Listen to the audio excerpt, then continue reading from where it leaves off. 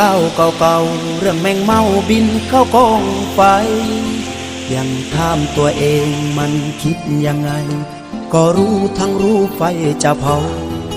แต่วันนี้ได้รู้ซึ้งถึงในใจความจริงที่แท้มันคงเหงาแค่ลมพัดเบาๆเหน็บหนาวใจมันสลา